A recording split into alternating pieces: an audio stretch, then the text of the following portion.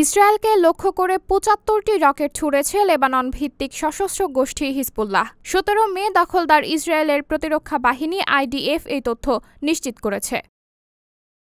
তবে কয়েক dozen rocket আকাশ প্রতিরক্ষা ব্যবস্থা আয়রন ডোম ব্যবহার করে ভূপাতিত করা হয়েছে বলে দাবি ইসরায়েলি বাহিনীর। সংবাদ মাধ্যম টাইমস অব ইসরায়েল জানিয়েছে, চলমান যুদ্ধের মধ্যে ইসরায়েলের উত্তরাঞ্চল লক্ষ্য করে হিজবুল্লাহ যেসব হামলা চালিয়েছে তার বড়গুলোর একটা এটা।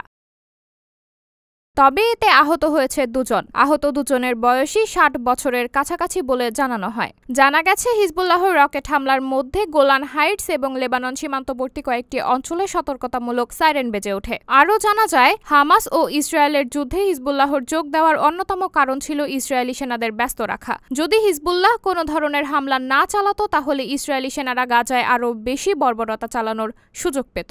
সাবরিনা জলিল, সবার কথা।